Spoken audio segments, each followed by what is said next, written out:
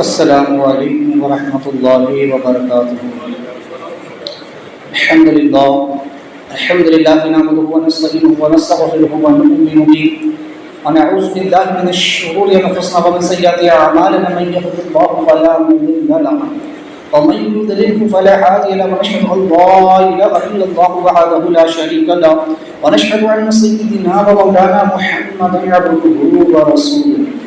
فقد قال الله تبارك وتعالى في القرآن المجيد والفرقان الحميد أعوذ بالله من الشيطان الرجيم بسم الله الرحمن الرحيم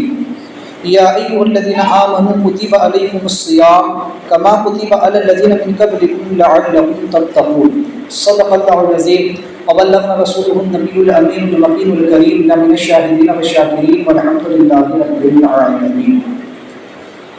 آئیے آواز گفتگو سے قبل ہمارا اپنی کر انتہائی خلوص و محبت کے ساتھ امت خضرہ کی جانب والا واقع حضور آقا انعام مدینی کے تاجدار اب غریبوں کے غم گسار جناب رحمت مجتبیٰ محمد مصطفیٰ علیہ تحیت و ثنا صلی اللہ تعالی علیہ وسلم کی بارگاہ بےکس پناہ میں درود و سلام کا نذران پیش کرو پڑھی اللہم صلی علی سیدنا مولانا محمد معاذ الجود والکرم وآلہ وصحابہ وبارک وسلم۔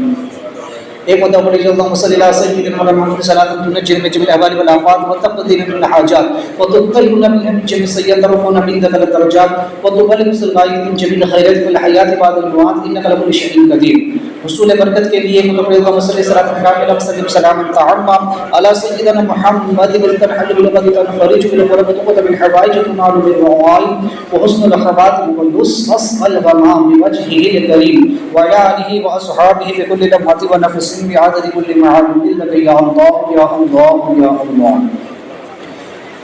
حضرات، ہم اور آپ اچھی طرح جانتے ہیں کہ یہ رمضان المبارک کا دوسرا جمعہ ہے اور ہم اور آپ اس کے دوسرے عشرے سے گزر رہے ہیں۔ میں نے آیت کریمہ کی تلاوت کی، اللہ تعالیٰ ارشاد فرماتا ہے یا ایھا الذین آمنوا کتب علیکم الصیام کما کتب علی الذین من قبلکم لعلکم تتقون، جس کا ترجمہ کنز ایمان شریف کے حوالے سے یہ ہے کہ اے ایمان والو، تم پر روزے فرض کیے گئے جیسے کہ اگلوں پر فرض ہوئے کہ کہیں تمہیں پرہیزگاری ملے۔ آیت کریمہ میں اللہ تبارک و تعالیٰ نے ایمان والوں سے خطاب فرمایا کہ تم پر روزے فرض کیے گئے،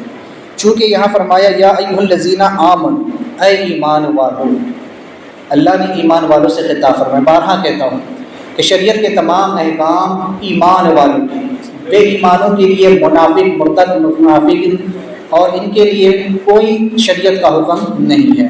تو چونکہ روزہ ایک مشقت بھری عبادت ہے اور نفس پر یہ بڑا بھاری پڑتا ہے، اس لیے اللہ تعالیٰ نے مسلمانوں کو بڑے پیارے خطاب سے پکارا، اور تاکہ اس سے ان کی عزت افزائی ہو، ان کو حوصلہ ہو سکے، چونکہ یہ بات عقل میں نہیں آتی کہ بھوکا پیاسا رہنا کیوں کر عبادت ہو سکتا ہے، انسان بھوکا پیاسا رہے یہ کیسے عبادت ہو سکتا ہے۔ تو لہٰذا یہی بات سمجھانے کے لیے اللہ تبارک و تعالیٰ نے مسلمانوں کو اس خطاب کے ساتھ پکارا کہ یا ایھا الذین آمنوا، اے ایمان والو، اے ہمارے وہ بندوں جو ہم پر بن دیکھے ایمان لے آئے، جنہوں نے بغیر دیکھے ہمارے محبوب صلی اللہ علیہ وسلم کی تصدیق کر لی ہے، لہٰذا اب ہمارا حکم بھی مانو۔ جب بغیر دیکھے تم نے ہمیں مان لیا تو اب ہمارا ہر حکم مانو، چاہے پھر وہ تمہاری عقل میں آئے یا نہ آئے، تمہاری سمجھ میں آئے یا نہ آئے۔ ہمارا ایک مشاہدہ ہے کہ جو بچے جو اسکولوں میں پڑھتے ہیں، کالجز میں پڑھتے ہیں، وہ جب تک دلیل نہیں دیکھ لیتے، بغیر دلیل کے کسی بات کو نہیں مانتے۔ جیسے کہ آج کا سائنس بھی بغیر دلیل کے وہ کسی چیز کو نہیں مانتے، لیکن آپ مریض کو دیکھیں، جو مریض ہوتا ہے، بیمار ہوتا ہے، جب اسپتال میں جاتا ہے، ایڈمٹ ہوتا ہے، بھرتی ہوتا ہے، تو ڈاکٹر اس کو جو جو کہتا ہے وہ کرتا چلا جاتا ہے، وہاں کوئی دلیل نہیں مانگتا ہے۔ ڈاکٹر کے فلاں ٹیسٹ کرنا ہے، فلاں ایکس رے کرنا ہے، فلاں چیز کرنی ہے، ایم آر اے کرنا ہے، یہ کرنا ہے، یہ دوائی کھانی ہے، وہ دوائی لینی ہے، انجیکشن لینا ہے، سلائن چڑھانی ہے، تو بغیر دلیل کے، بغیر سوچے سمجھے وہ کہتا ہے، ڈاکٹر کو سب کچھ چھوڑ دیتا ہے، جو تم کہو وہ کرو، جو کرنا ہے وہ کرو۔ جس طرح سے ایک مریض اپنے آپ کو ڈاکٹر کے حوالے کر دیتا ہے، آپریشن تھیٹر کے حوالے کر دیتا ہے کہ جیسے چاہے چیر پھاڑ کرو، جیسے چاہے آپریشن کرو، تو رب تعالیٰ فرماتا ہے کہ تم بھی ہمارے ہر حکم کو ایسے ہی مان لو بلا چوچن، چاہے پھر وہ تمہاری عقل میں آئے نہ آئے، تمہاری سمجھ میں آئے یا نہ آئے۔ لہٰذا عشق کا تقاضا تو یہی ہے، چونکہ جب تم ہم پر ایمان لا چکے ہو تو اب ہمارے ہر سخت اور نرم حکم پر تم عمل پیرا ہو جاؤ، لہٰذا اگر ہم تمہیں آگ میں کودنے کو کہیں تو آگ میں کود جاؤ۔ تو غرض کہ ہر وہ چیز جو نفس کو مرغوب ہو، جسے نفس پسند کرتا ہو، اسے صرف اور صرف ہماری رضا کے لیے چھوڑو۔ تو لہٰذا فرمایا کتب علیکم الصیام، تم پر روزے فرض کیے گئے، لازم کر دیے گئے۔ اس کے دو معنی ہیں۔ ایک معنی مفہوم تو اس کا آسان سے یہ ہے کہ چونکہ اس سے پہلے تم کو فدیے کا اختیار تھا کہ فدیہ دے دو، پہلے جب روزے کا حکم آیا تو ساتھ ہی یہ حکم بڑا نرم تھا، اور اس کے ساتھ ہی یہ بھی تھا کہ اگر تم روزہ رکھ سکتے ہو تو روزہ رکھو، اگر روزہ نہ رکھنا چاہو تو اس کا فدیہ دے۔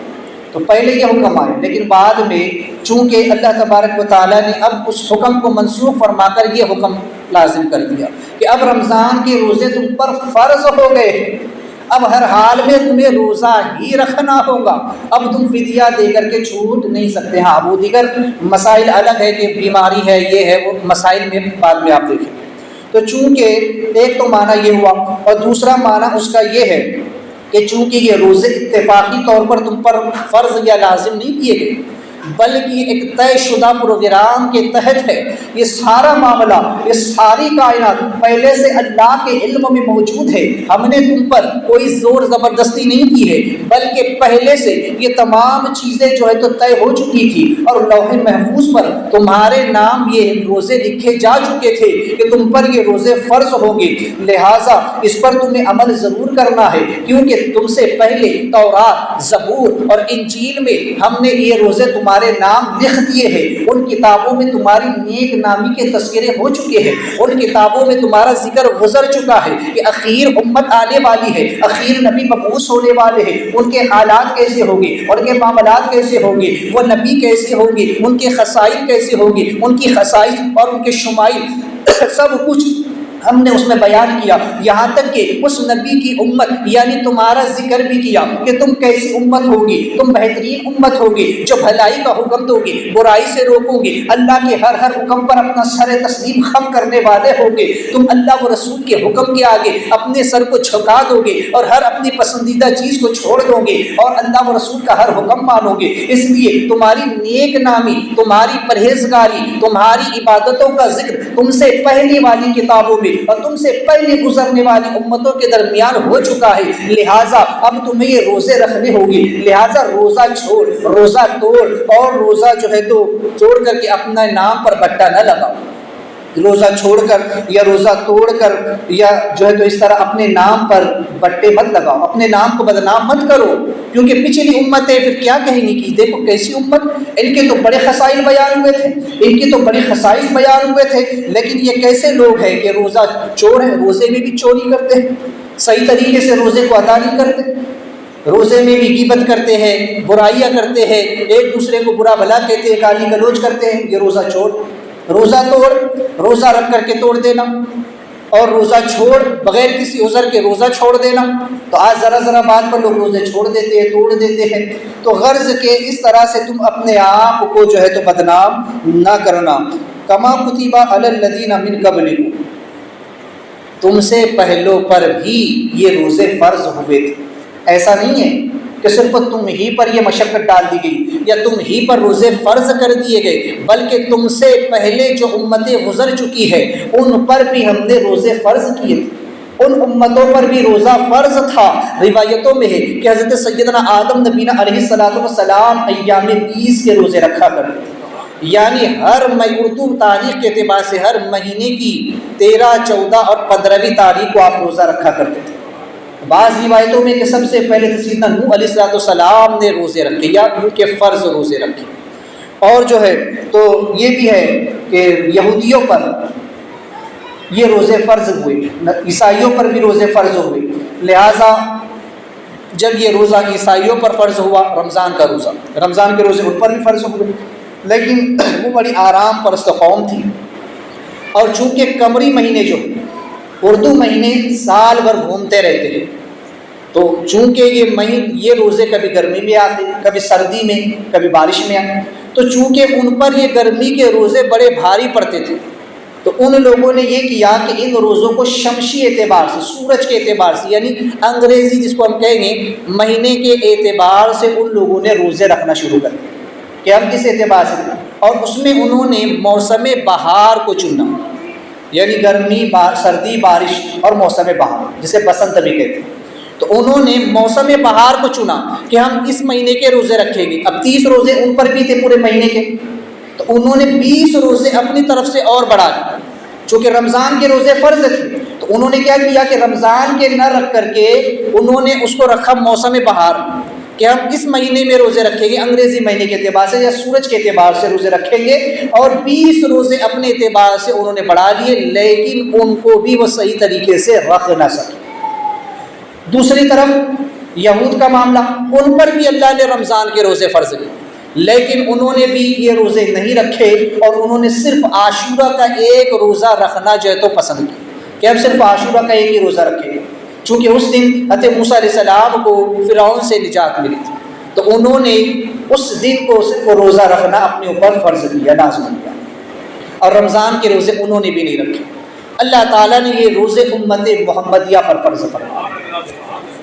یہی رمضان کے روزے پچھلی امتوں پر بھی فرض ہوئے، لیکن یہود و نصارہ نے اسے اپنی سہولت کے اعتبار سے تبدیل کر دیا، لیکن امت محمدیہ پر جب یہ روزے فرض ہوئے تو الحمدللہ اس دن سے لے کے آج تک اس روزے میں کوئی تبدیلی نہیں ہو سکی ہے۔ یہ روزے کبھی گرمی میں بھی آتے ہیں، کبھی سخت سردی میں ہے، کبھی سخت گرمی میں ہے، کبھی سخت بارش میں ہے، لیکن الحمدللہ آج تک کسی کی جرأت نہیں ہوئی ہے، آج تک کسی عالم نے، کسی عوام نے یہ نہیں کہا کہ ہم رمضان میں روزے نہیں رکھیں گے بلکہ ہم سردیوں میں رکھیں گے، ہم تو جو ہے تو موسم بہار میں رکھیں گے، اور یہود و نصارہ کی طرح نہ کیا گیا۔ اب وہ لوگ جو ان میں ترمیم کرتے ہیں، یا ترمیم تو نہیں بلکہ روزوں کو چھوڑ دیتے ہیں کہ گرمی بہت ہے، ہم سے روزہ برداشت نہیں ہوتا ہے، ہم سے روزہ رکھا نہیں جاتا ہے، یا وہ لوگ جو روزہ چور ہوتے ہیں کہ روزہ رکھ کر بھی غیبت کرتے ہیں، برائیاں کرتے ہیں، جو جھوٹ بولتے ہیں اور زبان سے فحشکاری کرتے ہیں، یا وہ لوگ جو روزہ توڑ ہے، روزہ تو رکھتے ہیں لیکن توڑ دیتے ہیں، ایسے لوگ یا وہ لوگ جو روزہ رکھتے ہی نہیں ہے، روزے کو چھوڑ دیتے ہیں، وہ لوگ ذرا غور کریں کہ وہ کیا کر رہے ہیں، اور وہ اپنے عمل سے کس بات کا ثبوت دے رہے ہیں کہ یہی روزے جب یہود و نصارہ پر فرض ہوئے تو انہوں نے ان روزوں کو چھوڑا، ان روزوں میں ترمیم کی۔ اب اگر جو انسان ایسا ہی کرتا ہے، جو مسلمان ایسا ہی کرتا ہے، تو علماء فرماتے ہیں کہ ڈر ہے کہ کل قیامت کے دن اس کا حشر و نشر یہود و نصارہ کے ساتھ ہو۔ وہ لوگ جن پر رمضان کے روزے گرا گزرتے ہیں، وہ لوگ جو رمضان کے روزے نہیں رکھتے ہیں کہ سخت گرمی ہے، سخت بارش ہے یا سخت سردی ہے، ہم سے روزہ نہیں رکھا جائے گا، تو ایسے لوگ خیر منائیں کہ کہیں ایسا نہ ہو کہ کل قیامت کے دن ان کا حشر و نشر یہود و نصارہ کے ساتھ کیا جائے۔ تو چونکہ پچھلی امتوں پر بھی یہ روزے فرض، ایسا نہیں کہ تم ہی پر کیے، لعلکم تتقون، تاکہ تمہیں پرہیزگاری حاصل ہو جائے، تم تقوی و شیار ہو جاؤ، تم لہٰذا نیک و کار بن جاؤ۔ کیوں؟ اس لیے کہ انسان کا جو نفس ہوتا ہے وہ بڑا آرام پسند ہوتا ہے، وہ دن میں کھانے کو اور رات میں آرام کو پسند کرتا ہے کہ بس دن میں کھانے کو ملے، رات میں آرام کرے، تو لہٰذا نفس کے مخالف کام کر کے اپنے نفس کو زیر کرنا، اپنے نفس کو دبا دینا اور شریعت کے احکام پر عمل کرنا، اللہ و رسول کی تعلیمات پر عمل کرنا، یہ سب سے بڑی بات ہے۔ تو چونکہ روزے میں 100 حکمت ہے، بہت ساری حکمتیں روزہ رکھنے کہ انسان جب روزہ رکھتا ہے تو چونکہ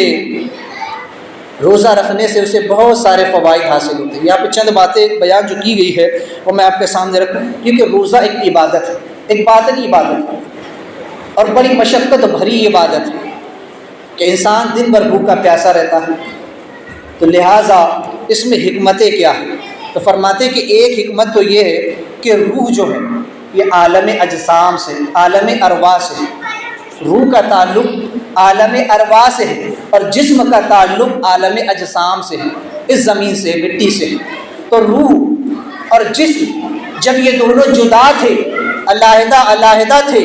تو انہیں کھانے پینے کی حاجت نہیں تھی۔ روح عالم ارواح میں تھی، اسے کھانے پینے کی ضرورت نہیں تھی، اور یہی حال جسم کا بھی تھا کہ جسم جو ہے جب مٹی ہے تو مٹی کو دیکھ لیجیے، مٹی کو کھانے پینے کی کوئی ضرورت نہیں، تو لہٰذا انہیں کھانے پینے کی حاجت نہیں تھی، اور جب کھانے پینے کی حاجت نہیں تھی تو گناہوں سے بھی محفوظ تھے، گناہوں سے بھی بچے ہوئے تھے۔ لہٰذا جب ان دونوں کا ملاپ ہوا، جب مٹی سے جسم بنا اور روح کا اس میں اندراج ہوا، روح اور جسم کا ملاپ ہوا، تو اب انسان کا جب وجود ہوا تو روح اور جسم کے ملاپ کی وجہ سے اسے زندہ رہنے کے لیے کھانے پینے کی احتیاج ہوئی،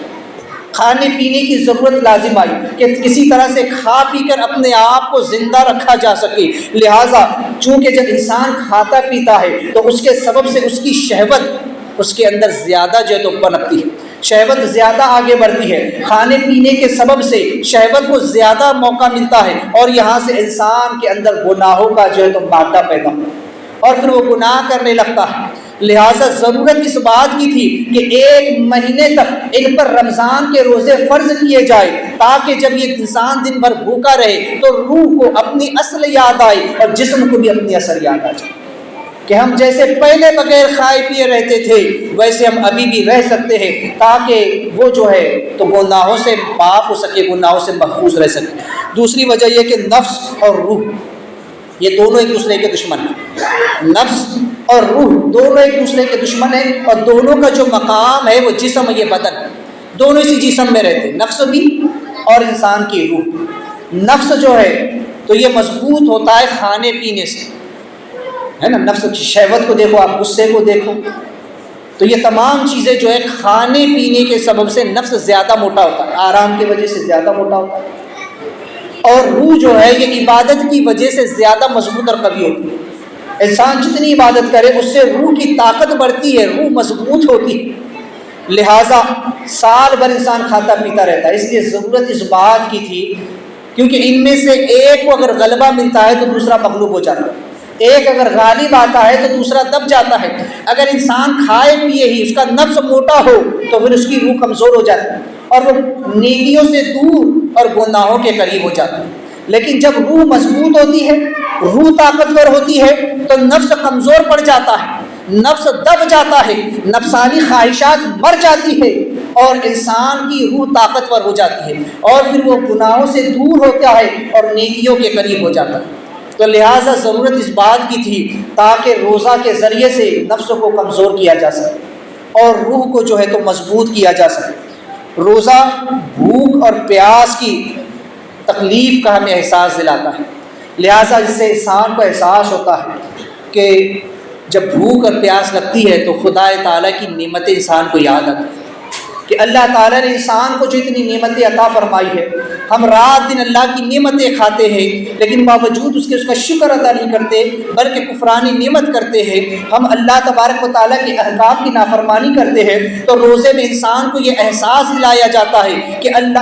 رزق اللہ کی کتنی بڑی نعمت ہے جس کی ہم ناشکری کرتے ہیں، ناقدری کرتے ہیں۔ آج کتنا ہی اناج انسان جو ہے تو یوں ہی پھینک دیا کرتا ہے۔ اکثر شادیوں کا معاملہ دیکھیے کہ لوگ جب شادیوں میں جاتے ہیں کھانے کے لیے تو کتنا سارا کھانا فضول برباد کر دیا جاتا ہے۔ دعوتوں میں جب جاتے ہیں تو پلیٹ بھر بھر کر کے لے لیتے ہیں اور جتنا کھایا گیا پیٹ میں ٹھوس ٹھوس کر تو بھر لیا، لیکن جو بچ گیا اسے پھینک دیا جاتا ہے۔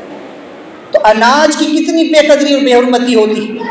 لہٰذا انسان کو یہ احساس دلایا گیا کہ اناج یہ رزق اللہ کی بڑی عظیم نعمت ہے، جس یہ کسی بھوکے سے پوچھو، جسے کھانا میسر نہ آتا ہو اس انسان سے پوچھو کہ اس اناج کی کیا اہمیت ہے، جسے تم کوڑا دان میں پھینک دیتے، بھوکا انسان اسے بھی نکال کر کے کھا لیتا۔ تو بھوک کی تکلیف کیا ہوتی ہے، پیاس کی شدت کیا ہوتی ہے، اس احساس کو دلانے کے لیے بھی انسان پر اللہ نے روزوں کو فرض کیا۔ دوسری چیز ایک چیز یہ کہ بھوکوں اور پیاسوں پر مہربانی کا جذبہ پیدا ہوتا ہے۔ انسان جب خود بھوکا اور پیاسا ہو تو اسے احساس ہوتا ہے دوسرے کی بھوک اور پیاس کا کہ وہ بھی تو انسان ہے، اگلا بھی تو ہماری ہی طرح کا انسان ہے، اسے بھی بھوک لگتی ہے، بھی اسے بھی پیاس لگتی ہے۔ لہٰذا جس طرح سے ہم پیٹ بھر کر کھا رہے ہوتے ہیں لیکن ہمارا پڑوسی بھوکا سو رہا ہوتا ہے، میرے آقا علیہ الصلوۃ والسلام فرماتے ہیں تم میں سے کوئی شخص اس وقت تک مومن نہیں ہو سکتا جب تک تو وہ خود پیٹ بھر کر کے کھائے اور اس کا پڑوسی بھوکا سو جائے۔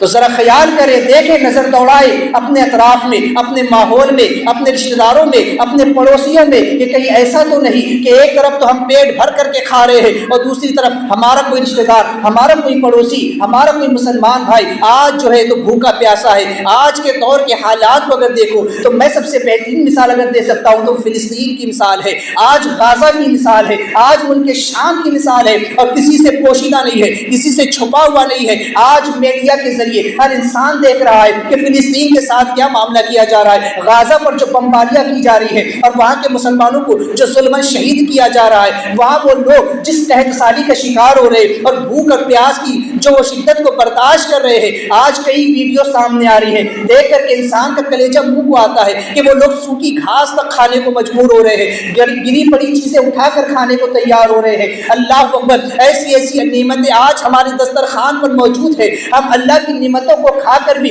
اللہ کا شکر ادا نہیں کر رہے ہیں۔ آج ہمارا حال تو یہ ہے، اور ایک طرف فلسطین کے مسلمان ہیں جن کا احساس ہمیں نہیں ہے، جن کا درد ہمیں نہیں ہوتا ہے، صرف وہ ویڈیو دیکھ کر اتنی پرتا اتنے وقت کے لیے ہمیں یہ احساس ہو جاتا ہے، لیکن پھر بعد میں جب ہم اپنے دسترخوان پر بیٹھتے ہیں تو سحری میں بھی ہمیں پیٹ بھر کر کے چاہیے، افطاری میں بھی ہمیں پیٹ بھر کر کے چاہیے، اور کھانے میں بھی ہمیں پیٹ بھر کر کے چاہیے۔ ہمارا منہ بند نہیں ہوتا ہے، سحری میں بھی انسان اتنا کھاتا ہے کہ بولے دن بھر بھوک کا احساس نہیں ہونا چاہیے، بولے سحری میں اتنا کھا لو اور اتنا سو لو کہ دن بھر روزے کا پتہ ہی نہ چلے۔ ارے ایسا روزہ کس کام کا کہ جس میں تمہیں روزے کا احساس نہ ہو، بھوک کا احساس نہ ہو، پیاس کا احساس نہ ہو۔ ارے سوچے، ذرا غور کرے ان فلسطین کے مسلمانوں پر، ان ملک شام کے مسلمانوں پر کہ وہ کیسی زندگی بسر کر رہے ہیں، کس طرح بھوک کے لیے اور پیاس سے وہ لوگ تڑپ رہے ہیں۔ بلکہ اگر کوئی شخص ان کی مدد کرنا چاہ رہا ہے اور اگر ان کے لیے اناج فراہم کیا جا رہا ہے، غلہ بھیجا جا رہا ہے، ان کے لیے ریلیف بھیجے جا رہے ہیں، تو ان جہازوں پر بھی بمباریاں کی جا رہی ہیں، ان جہازوں کو بھی تباہ کیا جا رہا ہے، یہاں تک کہ جو ان کی مدد کرنے آ رہے ہیں ان لوگوں کو بھی نشانہ بنایا جا رہا ہے۔ آج کس قدر اس ملت اسلامیہ پر یہ ظلم ستم کے پہاڑ توڑے جا رہے ہیں۔ ایک طرف ہمارا دسترخوان اللہ کی اعلیٰ نعمتوں سے سجا ہوا ہے، اور ایک طرف فلسطین کے مسلمان جو خون و مٹی میں لت پت ہو رہے ہیں، ہمیں کوئی احساس نہیں۔ ہمارا ضمیر کتنا مردہ ہو چکا ہے۔ یہ روزہ اسی لیے فرض کیا گیا تھا تاکہ تمہیں اگلے مسلمان کا احساس ہو، اس کا درد پتہ چلے، اس کی بھوک، اس کی پیاس کی شدت کو تم محسوس کر سکو۔ لیکن آج ہمارا حال کیا ہے؟ ہمارا نفس چونکہ بس موٹا ہوتا جا رہا ہے، ہمیں تو بس کھانے سے فرصت ہی نہیں۔ پیٹ بھر کر کے انسان کو آج کھانا چاہیے، آج کے مسلمان کو پیٹ بھر کر کے کھانا چاہیے، جبکہ ڈاکٹر یہ بتاتے ہیں کہ بھوکا رہنا بہت ساری بیماریوں کو ختم کر دیتا ہے۔ انسان جب بھوکا ہوتا ہے، اللہ کے رسول صلی اللہ علیہ وسلم نے بھی فرمایا کہ معدہ جو ہے یہ اکثر بیماریوں کی جڑ۔ آقا کریم، ایک روایت میں آتا ہے کہ آقا کریم علیہ السلام کے دور حیات میں ایک بہت بڑا طبیب ملک ایران کا یا ملک روم کا مدینہ میں آیا کہ یہاں کے لوگوں کا علاج کرے۔ طب کا بہت بڑا ماہر، بڑی سے بڑی بیماریوں کو فوراً جانچ لیتا تھا۔ مدینہ شریف میں جب آ کر کے وہ رہا کچھ دن، ایک مہینہ، تو اس نے دیکھا کہ یہاں کے لوگ تو بیمار ہوتے ہی نہیں ہیں، جلد یہ لوگ بیمار ہوتے ہی نہیں ہیں۔ اس نے اس کی تحقیق شروع کی کہ آخر یہ لوگ بیمار کیوں نہیں ہوتے۔ جب اس نے تحقیق کی تو پتہ چلا کہ یہ لوگ تو کھانا بڑا کم کھاتے ہیں، کھانا بڑا قلیل کھاتے ہیں، یہ بھوک لگتی ہے تب کھاتے ہیں، اور جب بھوک پیٹ جو باقی رہتی ہے، جس معدے میں غذا کے لیے جو ہے تو جگہ باقی رہتی ہے، تبھی سے یہ لوگ اپنے ہاتھ کو روک لیتے ہیں۔ کیونکہ آقا کریم صلی اللہ علیہ وسلم کی سنت مبارکہ یہ ہے کہ جب بھوک لگے تب کھاؤ، اور اتنا کھاؤ کہ بدن میں صرف طاقت باقی رہے، پیٹ بھر کر حلق تک ٹھوس ٹھوس کر نہ کھاؤ۔ تو لہٰذا یہ لوگ اس طرح سے جب عمل کرتے ہیں تو اس طبیب نے کہا کہ اگر یہ لوگ اسی طرح سے زندگی گزار دے تو انہیں کبھی کوئی بیماری نہیں، کیونکہ اکثر بیماریاں پیٹ سے ہی جنم لیتی ہیں۔ تو لہٰذا جب انسان بھوکا ہوتا ہے تو کئی بیماریاں ختم ہو کر کے رہ جاتی ہیں۔ بعض ڈاکٹر سے کہتے ہیں کہ کینسر جیسا مرض بھی بھوکا رہنے کی وجہ سے ختم ہو جاتا ہے۔ تو غرض کے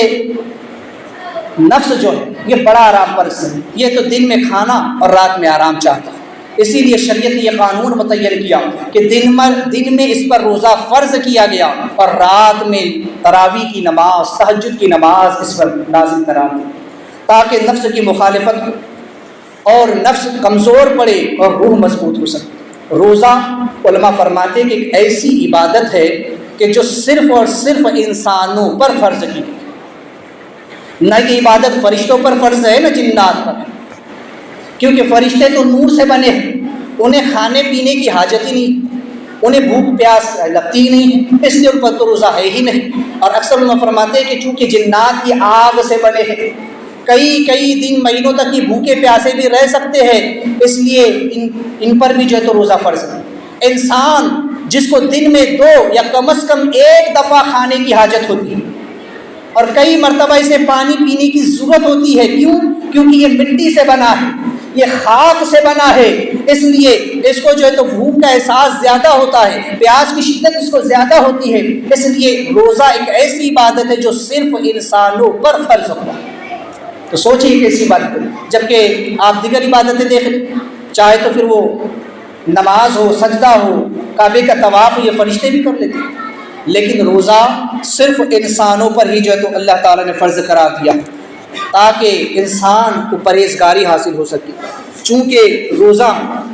میں نے اس سے قبل بھی بتایا کہ دن میں روزہ میں 3 باتیں ہیں۔ دن بھر بھوکا رہنا، یعنی کہ صبح صادق سے لے کر غروب آفتاب تک قصداً اپنے آپ کو کھانے پینے اور جماع کرنے سے روکے رکھنا، یہ 3 باتیں روزے کی خاص اہم ہیں۔ لہذا روزے کا مقصد اعلیٰ صرف یہی نہیں ہے کہ انسان اپنے آپ کو کھانے پینے اور جماع سے روکے رکھے، بلکہ اس کا پھل اور اس کی ریاضت کا جو پھل ہے وہ یہ ہے کہ انسان متقی اور پاک باز بن جائے، اور یہ صرف ان 3 باتوں سے حاصل نہیں ہو سکتا جب تک انسان اپنے آپ کو تمام گناہوں سے نہ روکے، جب تک انسان اپنے آپ کو تمام برائیوں سے نہ روک لے اور اپنے آپ کو عبادت میں مصروف نہ کر لے، تب تک انسان کو پاک بازی حاصل نہیں ہو سکتی۔ کیونکہ اللہ تبارک و تعالیٰ نے روزے کا جو مقصد بیان فرمایا لعلکم تتقون، تاکہ تمہیں پرہیزگاری حاصل ہو جائے، تم متقی بن جاؤ، تم پرہیزگار بن جاؤ، تم نیک ہو جاؤ۔ لہٰذا جب تک انسان اپنے رذائل اخلاق کو، اپنے خسیس اخلاق کو ختم نہ کر لے اور اپنے اندر پاکیزہ اخلاق کو جنم نہ دے لے، اپنے اندر نیک صفتوں کو بیدار نہ کر لے، تب تک وہ انسان متقی اور پرہیزگار نہیں بن سکتا۔ یہی روزے کا مقصد ہے، تاکہ انسان اپنی بری خصلتوں کو، بری عادتوں کو چھوڑ دے اور نیک عادتیں، نیک خصلتوں کو اختیار کر لے، تاکہ وہ انسان پاک باز بن جائے، نیکوکار بن جائے۔ ذرا سوچیں تو صحیح، غور تو کریں کہ آپ پیاس سے تڑپ رہے ہیں، بھوک سے بےتاب ہو رہے ہیں، لذیذ کھانا آپ کے سامنے رکھا ہوا ہے، ٹھنڈا پانی آپ کے سامنے موجود ہے، لیکن اس کی طرف ہاتھ بڑھانا تو دور کی بات، آپ آنکھ اٹھا کر بھی نہیں دیکھتے۔ کیوں؟ اس لیے کہ آپ کا روزہ ہے، یہ آپ کے رب کا حکم ہے کہ حالت روزہ میں نہ کوئی چیز کھائی جائے، نہ کوئی چیز پی جائے، اعلیٰ سے اعلیٰ قسم کی نعمت آپ کے سامنے رکھی ہوئی ہے، لذیذ سے لذیذ غذائیں آپ کے سامنے موجود ہے، اعلیٰ اقسام کے شربت آپ کے سامنے موجود ہے، دیگر مشروبات آپ کے سامنے موجود ہے، لیکن جب تک رب کا حکم نہیں ہوتا، جب تک کہ اعلان نہیں ہوتا، جب تک سورج غروب نہیں ہو جاتا، آپ کھانے کی طرف ہاتھ نہیں بڑھاتے ہیں، آنکھ اٹھا کر نہیں دیکھتے ہیں کہ جب رب کا طرف سے حکم ہوگا، گویا کہ جب سورج غروب ہو جائے گا تب جا کر کے ہم افطار کریں گے۔ لہٰذا جس طرح سے تم نے اپنے آپ کو رب کے اس ایک حکم کے تحت اللہ کی حلال چیزوں سے دن بھر روک رکھا ہے اور حلال چیزوں کے کھانے سے رک گئے ہو، وہ غذائیں، وہ نعمتیں جو اللہ نے تم پر حلال کی، لیکن تم نے حالت روزہ میں اپنے آپ کو ان حلال چیزوں سے روک رکھا ہے، تو یہ اشارہ اس بات کی طرف ہے کہ اے بندے، تو اپنے آپ کو اللہ کی حرام چیزوں سے بھی اسی طرح سے روک۔ جب 1 مہینہ تو نے اپنے آپ کو حلال چیزوں سے روکے رکھا ہے، تو یہ مشق اس لیے ہے تاکہ سال بھر تو حرام چیزوں سے رک جائے، حرام کاریوں سے رک جائے، حرام باتوں سے رک جائے، حرام غذاؤں سے رک جائے۔ جس طریقے سے اللہ نے جو چیزیں حرام کی ہے، چاہے پھر وہ سود ہو، چاہے پھر وہ جو ہے تو سور ہو، یا کچھ شراب ہو، یا کھانے پینے کی چیزیں ہو، یا غیبت ہو، چغلی ہو، یا کوئی گناہ ہو، ہر وہ چیز جس کو شریعت نے حرام قرار دیا ہے، اپنے آپ کو تم ان سے روکو۔ جس طرح تم نے روزے میں اپنے آپ کو کھانے پینے اور جماع سے روک رکھا ہے، کیوں؟ اللہ کا حکم ہے، روزے میں نہیں کھا سکتے، روزے میں نہیں پی سکتے، روزے میں جماع نہیں کر سکتے، تو اے مسلمان اسی طرح سے سال بھر کے لیے تو حرام کھانے سے، سود کھانے سے رک جا، حرام پینے شراب کے پینے سے رک جا، حرام کاری یعنی زنا کرنے سے رک جا، سال بھر کے لیے اپنے آپ کو ان گناہوں سے تو محفوظ کر۔ یہ مشق ہے اس بات کہ جب تم ایک مہینہ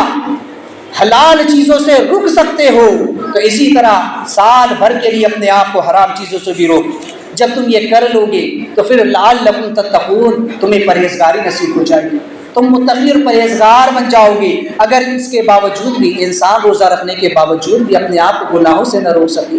اپنے آپ کو بے حیائیوں سے نہ روک سکے، روزہ رکھنے کے بعد بھی انسان اپنی زبان کو غیبت سے نہ روک سکے، تو پھر اس کا روزہ نہیں رہا۔ کیونکہ روزہ تو وہی روزہ ہے کہ جسم کے ہر اعضاء کا روزہ ہو۔ روزہ وہی انسان کو متقی اور پرہیزگار بناتا ہے جب اس کے جسم کے ایک ایک حصے کا روزہ ہو، جب اس کی آنکھ کا روزہ ہو، اس کے کان کا روزہ ہو، اس کی زبان کا روزہ ہو، اس کے کانوں کا روزہ ہو، اس کے ہاتھ کا روزہ ہو، اس کے پیر کا روزہ ہو، اس کے دل و دماغ کا روزہ ہو، جسم کے ہر عضو کا روزہ ہو، کہ آنکھ سے حرام کو نہ دیکھے، کانوں سے حرام کو نہ سنے، زبان سے حرام کاری نہ کرے، لہٰذا ہاتھ پیر غرض کے جسم کے ہر حصے کو آپ نیک کاموں کے لیے لگا، حرام سے اس کو روک کر کے رکھے۔ صرف کھانے پینے جماع سے رک جانا یہ شریعت کے تقاضے کو پورا کرتا ہے، لیکن در حقیقت اگر تم تقویٰ چاہتے ہو، پرہیزگاری چاہتے ہو اور روزے کا جو مقصد اعلیٰ ہے اسے پورا کرنا چاہتے ہو، تو پھر تمہیں ہر حرام کاری سے رکنا ہوگا، ہر بے حیائی سے رکنا ہوگا، ہر چیز سے اپنے آپ کو روکنا ہوگا، نفس جس چیز کی خواہش کرتا ہے اسے ترک کر دینا۔ اگر ایک طرف روزہ رکھنا عبادت ہے، لیکن ساتھ ہی مخلوق خدا کی خدمت کرنا، ان پر رحم کرنا، ان سے پیار کرنا، یہ بھی عبادت ہے۔ آج ہم روزہ رکھ کر کے یہ سمجھ بیٹھے ہیں کہ ہم نے بہت بڑی عبادت کری، ایک طرف روزہ بھی رکھتے ہیں اور دوسری طرف مخلوق خدا کو ستاتے ہیں، کبھی بے زبان جانوروں کو مارتے ہیں، کبھی کتے بلیوں کو مارتے ہیں، کبھی جو ہے تو پرندوں کو ستاتے ہیں، تو کبھی ایک طرف روزہ رکھتے ہیں اور دیگر جانوروں کو دوڑاتے ہیں، ایک طرف روزہ رکھتے ہیں اور جھگڑا بھی کرتے ہوئے نظر آتے ہیں، ایک طرف روزہ بھی رکھتے ہیں اور کسی کی پریشانی کا سبب بھی بنتے ہیں، کسی کے آرام میں خلل بھی ڈالتے ہیں، کسی دوسرے مسلمان کو گالی گلوچ دیتے ہوئے نظر آتے ہیں، کسی دوسرے مسلمان کی غیبت کرتے ہوئے نظر آتے ہیں، کسی دوسرے مسلمان کا حق کھاتے ہوئے نظر آتے ہیں۔ ایک طرف روزہ بھی رکھتے ہیں اور دوسرے کا حق بھی مار لیتے ہیں، ایک طرف روزہ بھی رکھتے ہیں، ماں باپ کے حکم کی نافرمانی بھی ہے، بڑوں کے حکم کی نافرمانی بھی ہے، ایک طرف روزہ بھی رکھتے ہیں اور دوسری طرف مخلوق خدا کے حقوق بھی ادا نہیں کرتے، اللہ کے بندوں کے حقوق ادا نہیں کرتے ہیں۔ یاد رکھیں، بندوں کے حقوق ادا کرنا یہ بھی عبادت ہے، روزہ رکھنا یہ بھی عبادت ہے، لیکن روزہ رکھ کر کے مخلوق خدا کو ستانا یہ کہاں کی عبادت ہے؟ اگر یہ حال ہے تو پھر آپ کا روزہ عبادت نہیں، وہ روزہ عبادت نہیں بنتا ہے بلکہ وہ شرارت بنتا ہے، کیونکہ روزہ تو وہی عبادت ہے کہ جب انسان روزہ رکھے اور اپنے آپ کو تمام بے حیائیوں اور برائیوں سے روک لے، اپنے نفس کو روک لے اور پاکیزہ اخلاق کو اختیار کرے، ذلیل اور خسیس اخلاق اور ان سے اپنے آپ کو آزاد کرا لے، تب جا کر وہ انسان کا روزہ بنتا ہے اور وہ روزہ عبادت بنتا ہے اور اس سے انسان کو فائدہ حاصل ہوتا ہے، اور وہی چیز کے بارے میں اللہ فرمایا لعلکم تتقون، اسی سے انسان کو تقوی اور پرہیزگاری حاصل ہوتی ہے۔ اگر روزہ رکھنے کے بعد یہ ساری چیزیں انسان کے اندر نہ آ سکیں، اس کی برائیاں ختم نہ ہو سکیں، بلکہ روزہ رکھنے کے بعد وہ ٹائم پاس کرنے کے لیے چیزوں کو تلاش لے، روزہ رکھنے کے بعد مخلوق خدا کو ستائے، ان کی دل آزاری کا سبب بنے، تو پھر وہ روزہ نہیں، وہ عبادت نہیں ہے بلکہ وہ شرارت ہے، دکھاوا ہے، ریاکاری۔ اللہ کو ایسے انسان کی کوئی حاجت نہیں، اللہ تبارک و تعالیٰ بے نیاز ہے،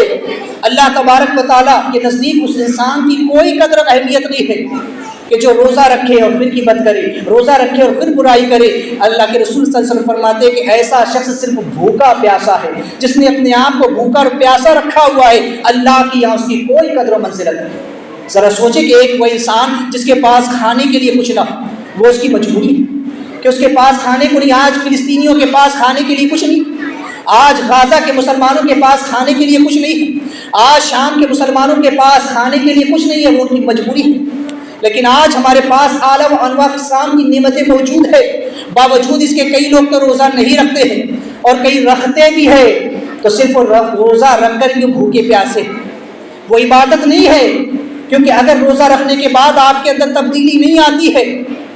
روزہ رکھنے کے بعد آپ کے اندر کوئی بدلاؤ نہیں آتا ہے، آپ کی بری خصلتیں اور بری عادتیں نہیں چھوٹتی ہے۔ رمضان گزر جانے یا رمضان تک تو آپ نمازوں کے اور قرآن کے پابند رہتے ہیں، لیکن رمضان گزر جانے کے بعد آپ اپنی پچھلی روش پر پلٹ آتے ہیں، پھر اسی گناہوں کی منزل پر آپ پھر نظر آتے ہیں، اور پھر وہی آپ کی پرانا دور عیاش شروع ہو جاتا ہے۔ تو سمجھ لے کہ ان روزوں سے آپ نے کچھ حاصل نہیں کیا ہے، بلکہ آپ ان مسلمانوں سے زیادہ، اس بھوکا رہنے والے سے کئی زیادہ بھوکے، وہ تو اس کی مجبوری ہے کہ ان کے پاس کھانے کے لیے کچھ نہیں ہے، تمہارے پاس کھانے کے لیے ہوتے ہوئے بھی تم ایک دکھاوا کر رہے ہو، یہ ایک ریاکاری ہے، یہ ایک دکھاوا ہے۔ ایسی عبادت نہیں بنتی، وہ شرارت ہے۔ لہٰذا روزہ رکھنے کے بعد انسان کے اندر تقوی و پرہیزگاری آنی چاہیے۔ روزہ رکھنے کے بعد انسان کو یہ احساس ہونا چاہیے کہ میں اب تک جو کرتا تھا اب مجھے نہیں کرنا ہے، اب مجھے ایک اور زندگی گزارنی ہے، مجھے شریعت کے قانون کے تحت زندگی گزارنی ہے۔ لہٰذا تب جا کر انسان کی روزہ کی بات ہوتی ہے۔ روزہ اسی لیے فرض کیا تاکہ انسان اپنی نفسانی خواہشات کو چھوڑے، حرام سے دور رہے اور عبادات کے قریب۔ رمضان میں ہم نے خوب قرآن کا ختم کر لیا، رمضان میں ہم نے خوب نمازیں پڑھ لی، خوب عبادت کر لی، خوب تسبیح پھیر لی۔ جیسے ہی رمضان گیا ہم پھر گئے، پھر مسجدوں سے غائب ہو گئے، پھر مسجدوں میں ویرانیاں چھا گئی۔ تو سمجھ لے کہ وہ روزے نہیں تھے، وہ عبادت نہیں تھی، وہ شرارت تھی جو رب کے گھر میں آ کر ہم کرتے تھے۔ یہ دکھاوا نہیں ہو تو کیا ہے رب کی بارگاہ؟ ایک طرف تو نماز میں کہتے ہیں وہ نفل و نترکو، اے اللہ مجھ سے چھوڑتے اور ترک کرتے ہیں جو تیرا نافرمان، اور خود ہی رات میں اللہ کی نافرمانی کرتے ہیں۔ یہ حال ہمارا ہے۔ اللہ کے حضور کھڑے رہ کر ہم نے جھوٹ بولنا آسان سمجھ رکھا ہے۔ ہم کہتے ہیں ہم روزہ دار ہیں، ہم نمازی ہیں، لیکن جب رمضان جاتا ہے تو پھر ہماری حقیقت اور ہماری اصلیت پھر سے سامنے آ جاتی ہے۔ تو اصل عبادت تو وہی ہے کہ جو انسان میں تبدیلی لائے۔ انسان پر شریعت کے قانون اسی لیے لازم کیے گئے ہیں تاکہ انسان برائی سے بچ کر کے رہے، انسان بری خصلتوں سے اور بری عادتوں سے دور رہے اور اس کے اندر نیک صفات جو ہے تو پیدا ہو۔ تو روزے کا یہ مقصد ہے لعلکم تتقون، تاکہ تمہیں پرہیزگاری حاصل ہو۔ تو روزے کو صحیح طور پر اس کے مقصد کو سمجھو، اور رمضان گزرنے کے بعد بھی انسان اپنے آپ کو اسی روش پر قائم رکھے کہ جس طرح وہ رمضان میں نمازوں کا پابند تھا، جس طرح رمضان میں اس نے اپنے آپ کو حلال چیزوں سے روک رکھا تھا، بعد رمضان میں اپنے آپ کو حرام چیزوں سے روک کر کے رکھا۔ تب جا کر کے انسان کو کہا جائے گا کہ اس کے اندر تبدیلی آئی ہے اور اس کے روزے رب کی بارگاہ میں مقبول ہوئے ہیں اور وہ عبادت بنے ہیں، تب جا کر اس بندے کے اندر یہ تبدیلی آئی۔ بہرحال اللہ تبارک و تعالیٰ کی بارگاہ میں دعا ہے کہ مولا کریم ہم تمام کو صحیح طور پر اس ماہ مبارک کا ادب و احترام کرنے اور روزے رکھنے کی توفیق رفیق عطا فرمائے۔ حضرات، چونکہ مسائل کا سلسلہ بھی شروع تھا اور پچھلے جمعہ روزے سے متعلق چند مسائل میں نے بیان کیے تھے، آج بھی چند مسائل سماعت کریں۔ روزہ ٹوٹنے یا توڑنے سے متعلق 3 چیزیں ہیں: قصدن، خطأً اور سہواً۔ قصدن یعنی جان بوجھ کر روزہ توڑ دیں، یہ جانتے ہوئے بھی کہ میرا روزہ ہے بغیر عذر۔ اب اس کی 2 صورتیں ہو سکتی ہے، ایک ہوتا ہے عذر شرعی اور ایک ہوتا ہے غیر عذر۔ اب عذر شرعی اور غیر عذر وہ آ گیا ہے، تو قصدن یعنی جان بوجھ کر کے روزہ توڑ دینا، یہ یاد ہوتی نہیں کہ میرا روزہ ہے پھر بھی روزہ توڑ دینا۔ دوسرا ہے خطأً یعنی کہ روزے کا ٹوٹ جانا۔ روزہ توڑنا مقصد نہیں، لیکن کوئی کام ایسا ہو گیا جو روزہ توڑنے والا تھا، ہے نا، غرارہ کرتے وقت پانی حلقے سے نیچے اتر گیا، ناک میں پانی چڑھاتے ہوئے پانی جو ہے تو دماغ میں چلا گیا، یا بیت الخلاء میں کسی نے جو ہے تو استنجا کرنے میں اتنا مبالغہ کیا کہ پانی نیچے کے مقام سے بیت الخلاء کے مقام سے اندر کو چلا گیا، تو یہ خطا ہو، اس میں روزہ تو ٹوٹے گا لیکن گناہگار صرف اس پر ایک روزے کی قضا ہے۔ اور تیسرا ہوتا ہے سہون یعنی بھولے سے، اس میں روزہ ٹوٹتا نہیں، کسی نے بھول کر کھا لیا، پی لیا یا کوئی ایسا کام کر لیا جو روزہ میں نہیں کرنا تھا، جس سے روزہ ٹوٹ جاتا ہے۔ تو اگر سہون کیا ہے، بھول کر کیا ہے، تو روزہ نہیں ٹوٹتا ہے۔ لہٰذا وہ باتیں کہ جن سے روزہ ٹوٹتا ہے تو اس پر کفارہ بھی لازم آتا ہے۔ روزہ دار کا کسی ایسی چیز یا غذا یا دوا یا لذت کے طور پر استعمال کرنا، قصدن کھا یا پی لینا، اس سے روزہ ٹوٹے گا تو ساتھ میں اس کا کفارہ بھی آئے گا۔ قصدن جماع کرنا یعنی جان بوجھ کر، یاد ہے کہ روزہ ہے اس کے باوجود بھی اپنی بیوی سے ہم بستری کرنا، سرما یا تیل لگانے یا مسواک کرنے یا پچھنے لگانے سے یہ سمجھ کر کہ روزہ ٹوٹ گیا، ان باتوں سے روزہ نہیں ٹوٹتا ہے، لیکن یہ سمجھ کر کہ روزہ ٹوٹ گیا پھر قصداً کچھ کھا اور پی لینا یا جمع کر لینا، ان تمام صورتوں میں قضا اور کفارہ دونوں لازم ہیں۔ یہ صورتیں کہ جن پر آپ کا روزہ اگر ٹوٹا تو قضا بھی رکھنی ہے اور کفارہ۔ کفارہ کیا ہے؟ کفارہ یہ کہ یا تو آپ ایک غلام آزاد کریں، چونکہ وہ دور ہے نہیں، دوسرا یہ ہے کہ یا تو پھر 60 مسکینوں کو 2 وقت کا کھانا کھلائیں، اور یہ نہ کر سکے تو 60 روزے پے در پے رکھیں، لگاتار رکھنے اس کو 60 روزے، اور ایک روزہ قضا کا 61 روزے۔ لہٰذا اس کی شرط کیا ہے؟ 9 شرطیں ہیں، 9 باتیں ہیں کہ اگر ان میں سے ایک بھی نہ پائی گئی تو پھر کفارہ نہیں آئے گا، صرف روزے کی قضا ہے۔ وہ کیا ہے کہ روزہ دار کا عاقل و بالغ ہونا۔ اگر کسی نابالغ بچے نے اگرچہ قصداً بھی روزہ توڑا تو اس پر اس کی نہ قضا ہے نہ اس پر کفارہ ہے، کیونکہ نابالغ پر یوں بھی شریعت کے احکام نہیں آتے ہیں۔ روزہ ماہ رمضان کا ادائی روزہ، اگر کسی نے نفل روزہ رکھ کر توڑا تو پھر اس پر کفارہ نہیں آئے گا۔ اگر رمضان کا فرض روزہ رکھ کر توڑا تو کفارہ آئے گا۔ یہ سمجھتے، بعض لوگ سمجھتے ہیں روزہ چھوڑنے پر بھی کفارہ آتا ہے۔ روزہ چھوڑنے پر کفارہ نہیں آتا، روزہ توڑنے پر کفارہ آتا ہے۔ اب آپ اندازہ کر لیں کہ جو انسان روزہ رکھ کر توڑ دے اس کے لیے کتنی سختی ہے کہ اسے 60 روزے پے در پہ رکھنے ہیں، یا ایک غلام آزاد کرنا ہے، یا 60 مسکینوں کو کھانا کھلانا ہے، اور 61واں روزہ تو ایک اس کو رکھ، اگر 60 روزے رکھنا تو ایک روزہ تو رکھنا ہی ہے، اگرچہ غلام آزاد کرے تب بھی ایک روزہ رکھنا ہے، 60 مسکینوں کو کھانا کھلائے تب بھی قضا کا ایک روزہ رکھنا ہے، اگر 60 روزے رکھ رہا تو ایک روزہ قضا کا رکھنا ہے، 61 روزے سے رکھنا ہے۔ کتنی مشقت ہے شریعت، اوپر سے توبہ الگ کرنی ہے، ایسا نہیں کہ صرف رکھ لیا تو چھوڑ دیا گیا، یہ تو کفارہ ہوا اس کا، یہ تو قضا ہوئی، توبہ الگ سے، اور وہ بھی توبۃ النصوحہ چاہیے، وہ بھی توبہ اعلانیہ چاہیے، اگر اعلانیہ چھوڑا ہے کیونکہ فرض روزہ تو اس کی توبہ بھی ویسی ہی چاہیے۔ اب سوچئے کہ جب یہ رکھ کر توڑنے والے کا حال ہے تو جو رکھتا ہی نہیں اس کا بھی حال کیا ہو؟ جو لوگ روزے کو چھوڑ دیتے ہیں وہ کتنے بڑے مجرم ہوں، کتنے بڑے گنہگار ہوں گے جو بلا عذر شرعی روزہ چھوڑ دیتے ہیں۔ روزہ کی نیت رات سے کی، اگر دن میں روزے کی نیت کی تھی، صبح لیٹ اٹھا تھا اور پھر دن میں روزہ کی نیت کی تھی اور پھر روزہ توڑ دیا تو پھر کفارہ نہیں آئے گا، صرف قضا ہی۔ نیت میں تعین ہو چکا ہو، یہ کہا ہوں کہ ماہ رمضان کا ادا روزہ رکھتا ہوں، یہ بھی شرط ہے۔ بیماری یا حیض و نفاس وغیرہ عذر کے سبب روزہ نہ توڑا گیا ہو، یعنی کوئی ایسا عذر شرعی نہ ہو کہ جس کے سبب سے اس کو روزہ توڑ دینا لازم تھا یا روزہ توڑ سکتا تھا، بغیر عذر شرعی کے اس نے توڑا۔ روزہ توڑنے کا فعل بغیر کسی کے جبر و اکراہ، یعنی بغیر کسی کی زبردستی کیے ہوئے اگر توڑا ہو، اپنی خواہش نفس سے توڑا ہو تو پھر اس پر قضا اور کفارہ دونوں لازم آئے گا۔ روزے کو جماع یا غذا یا دوا کی قسم والی چیز سے توڑا ہو، اگر کوئی ایسی چیز کھا کر کے روزہ توڑا جو عادتاً نہیں کھائی جاتی،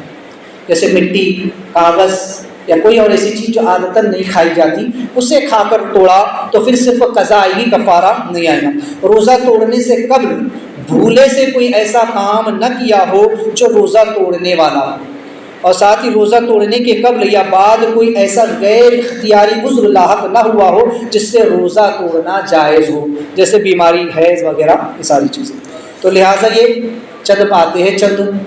شرائط جس کے سبب سے کفارہ لازم آتا ہے۔ اگر ان میں سے ایک شرط بھی چھوٹ گئی تو کفارہ نہیں، صرف ایک روزے کی قضا آئے گی۔ لہٰذا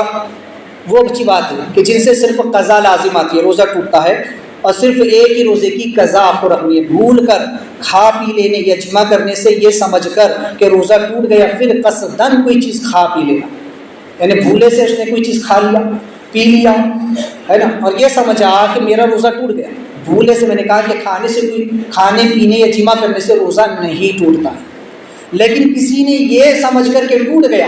پھر قصداً کھا پی لیا یا جمع کر لیا تو اس کا روزہ جو ہے تو ٹوٹ جائے گا۔ کلی کرتے وقت یا گوتا لگاتے وقت ہے نا، بے اختیار پانی کا حلق میں چلا جانا، میں نے کہا نا خطا ہو جانا، یعنی روزہ توڑنا تو مقصد نہیں تھا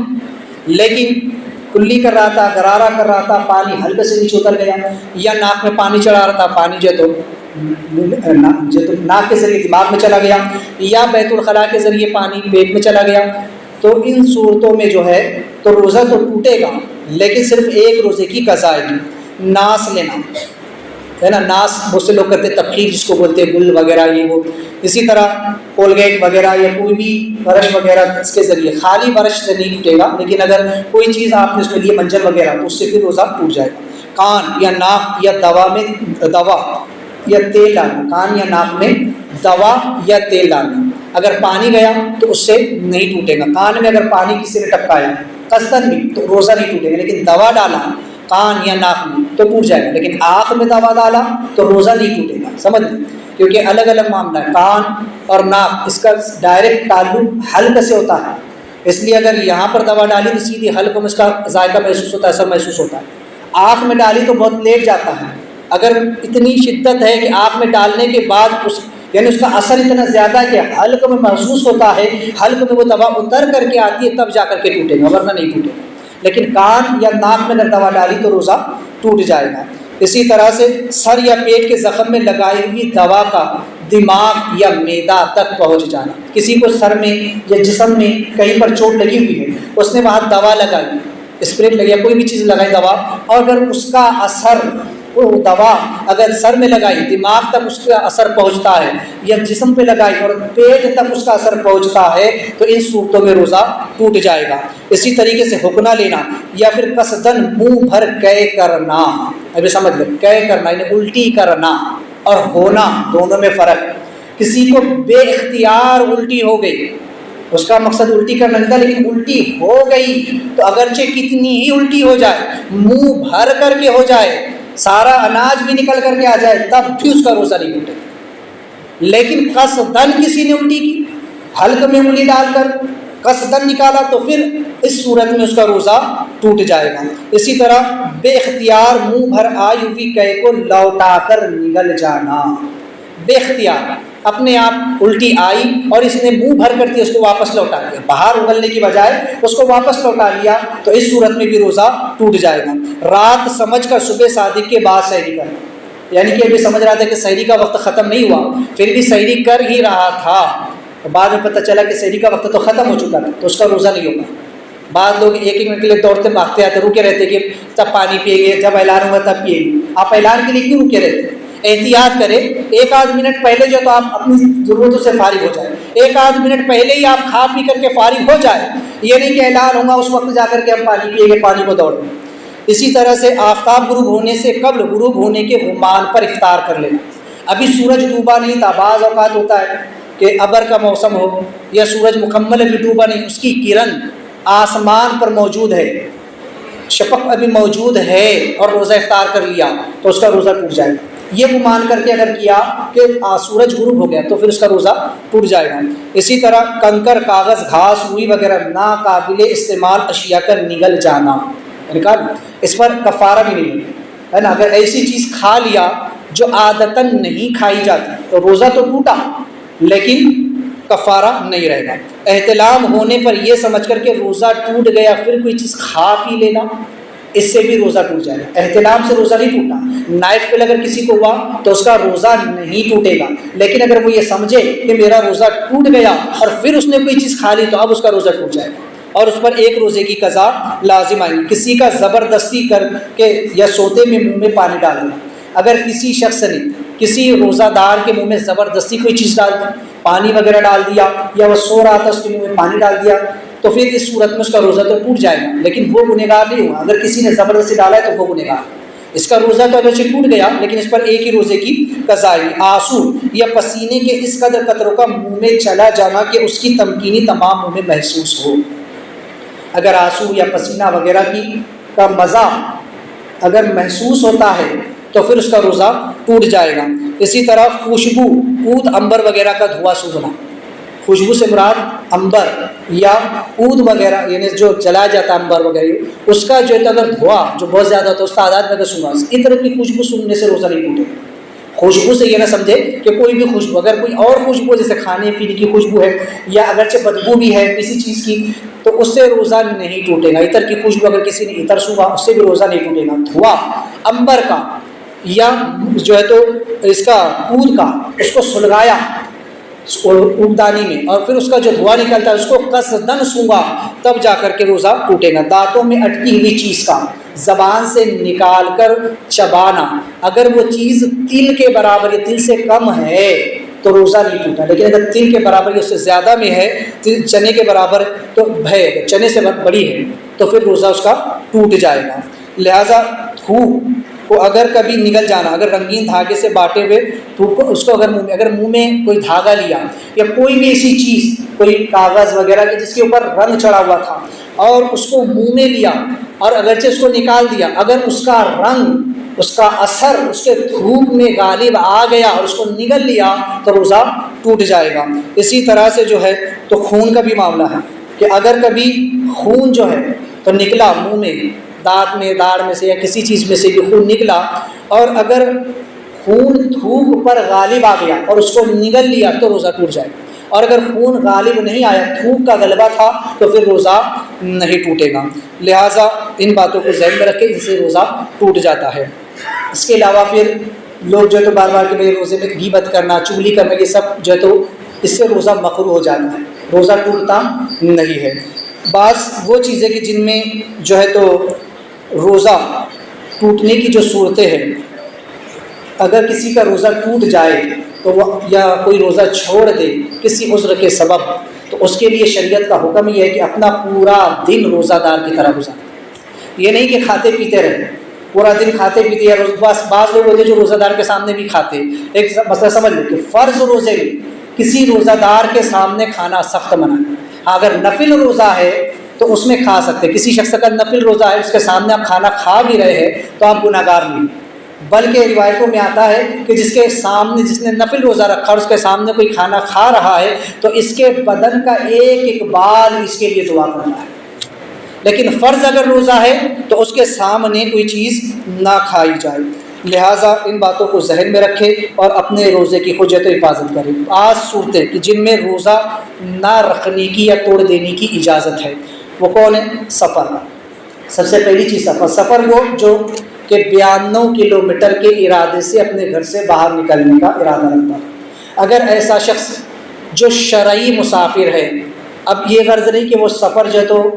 صحیح کام کے لیے یا غلط کام کے لیے، بہرحال اگر مسافر ہے تو اس کو رخصت ہے کہ چاہے تو روزہ چھوڑ دے۔ اسی طرح سے حاملہ عورت، کہ وہ عورت جو حمل سے، اگر اسے یہ اندیشہ ہے کہ روزہ کے سبب سے اس کی اپنی جان یا بچے کی جان کو خطرہ لاحق ہوگا تو اسے بھی اختیار ہے کہ وہ روزہ چھوڑ دے۔ اسی طرح سے دودھ پلانے والی عورت کہ جو بچے کو دودھ پلاتی ہو، اگر اسے بھی یہی خوف ہو، اندیشہ ہو تو اسے بھی اجازت ہے کہ وہ روزہ چھوڑ دے، لیکن جب ان کے عذر ختم ہوں گے نا تو ان کو بعد میں روزے کی قضا کرنا۔ اسی طرح سے بیماری، ایسا بیمار شخص کہ بیماری وہ کہ جس کے سبب سے شدید نقصان کا اندیشہ ہو کہ اگر اس بیماری میں روزہ رکھے گا تو شدید بیمار ہو جائے گا، یا تو اس کا تجربہ اس کو ہو چکا ہو یا پھر کسی مسلمان طبیب حاذق نے یہ کہا ہو کہ ہاں اگر تم روزہ رکھو گے تو بیمار ہو جاؤ گے، تب جا کر اسے اجازت ہے کہ وہ روزہ چھوڑ دے، یا اگر روزہ دار ہے تو توڑ دے، لیکن بعد میں اس کی قضا کر لے۔ اسی طرح سے شیخ فاضل، وہ بوڑھا شخص کہ جس کے اندر روزہ رکھنے کی طاقت نہیں رہ گئی، اسے بھی شریعت کی طرف سے اجازت ہے کہ وہ روزہ نہ رکھے۔ لہٰذا اور وہ ایک شخص کہ جس پر اکراہ پایا جائے، یعنی اگر کسی کو زبردستی یہ کہا جائے کہ اگر تو روزہ رکھے گا تو تیرا ہاتھ کاٹ دوں گا یا تیرا پیر کاٹ دوں گا، یا شدید نقصان کا اسے دھمکی دی جائے، اسے کہتے ہیں اکراہ شرعی۔ تو اگر ایسی صورتحال ہو تو پھر اس شخص کو بھی روزہ نہ رکھنے کی اجازت ہے، لیکن جیسے ہی ان کے عذر ختم ہو جائے گے تو پھر ان کو روزہ رکھنا ہے۔ چھوٹی موٹی بیماری ہو تو روزہ نہ چھوڑو، بلکہ اللہ کے رسول اسلام فرماتے ہیں کہ روزہ رکھو، بیمار ہو تو تندرست ہو جاؤ گے، شفا یاب ہو جاؤ۔ تو روزہ تو شفا دیتا ہے، کوئی عبادت انسان کو نقصان نہیں پہنچاتی۔ اللہ تعالیٰ نے جو چیزیں بھی انسان پر فرض یا لازم کی ہے وہ انسان کے بھلے ہی کے لیے، اس میں انسان کا فائدہ ہی فائدہ ہے۔ انسان کی اپنی سوچ میں ہوتا ہے کہ میں اس سے بیمار ہو جاؤں گا یا یہ کرنے سے میرا ایسا نقصان ہو جائے، کوئی نقصان انسان کا نہیں ہوتا۔ یہ انسان نے اپنی سوچ بنا لی ہے کہ اگر میں نماز کو چلا جاؤں گا تو میرا گراف چلا جائے۔ یہ انسان نے اپنی سوچ بنا لی ہے کہ اگر میں روزہ رکھوں گا تو میں بیمار ہو جاؤں گا۔ یہ انسان نے اپنی سوچ بنا لی ہے کہ اگر میں حج کے لیے چلا جاؤں گا تو ادھر میرے بیوی بچوں کا کیا ہوگا۔ یہ انسان نے اپنی سوچ بنا لی ہے کہ اگر میں زکوٰۃ دوں گا تو میرا مال کم ہو جائے گا۔ تو ایسا ہرگز نہیں ہوتا ہے۔ شریعت کا ہر حکم انسان کے فائدے اور انسان کے نفع کے لیے ہے۔ کسی بھی فرض عبادت سے یا کسی بھی شریعت کے احکام سے انسان کا نقصان نہیں ہوتا۔ اگر نقصان ہوتا بھی ہے تو وہ اس کے اپنے گمان کی وجہ سے ہوتا ہے۔ کیونکہ اللہ کا فرمان ہے کہ میں بندے کے گمان کے ساتھ، بندہ اللہ کے ساتھ جیسا گمان کرے گا اللہ اس کے ساتھ ویسا معاملہ کرے گا۔ اگر وہ یہ سوچے گا کہ میں اگر نماز کو گیا تو اس وقت میرا گراف چلا جائے گا، یہ گراہی کا ٹائم ہے یا میرے پیشن کا ٹائم ہے یا میری جو ہے تو تجارت کا ٹائم ہے، میری نوکری کا ٹائم ہے، میرا فلاں کا ٹائم ہے، میں نماز کو بھی چھوڑ دیتا ہوں، بعد میں پڑھ لوں گی۔ اس نے اپنا گمان بنا لیا۔ تو جب اس نے گمان اللہ کے متعلق ایسا کر لیا تو اللہ اس کے ساتھ ویسا ہی معاملہ کرے۔ لیکن اگر وہ کہے کہ نہیں نماز فرض ہے، پہلے مجھے نماز کو جانا ہے، پہلے مجھے روزہ رکھنا ہے، بعد میں سارے کام دیکھنا ہے، تو اللہ تعالیٰ اس کے سارے کاموں کو پورا فرما دے گا۔ اللہ اس کی تدبیریں فرما دے گا، اللہ اس کے رزق میں برکتیں عطا فرما دے گا اور غیب سے اس کے لیے روزی کے دروازے کھول دے گا۔ تو انسان کا گمان ہوتا ہے، اللہ کے ساتھ وہ جیسا گمان رکھے گا اللہ بندے کے ساتھ ویسا معاملہ فرمائے گا۔ تو یہ چند مسائل ہیں، ان کو ذہن میں رکھے، اپنے گمان کو، اپنی نیتوں کو، اپنی سوچ، اپنی فکر کو پاکیزہ کرے۔ یہ مبارک و مسعود مہینہ ہے۔ اللہ تبارک و تعالیٰ ہم تمام کو اس عزت عمل خیر کی توفیق عطا فرمائے۔ دوران گفتگو غلطی و توبہ کرتا ہوں، استغفر اللہ ربی من کل ذنب و اتوب الیہ، لا الہ الا اللہ محمد رسول اللہ۔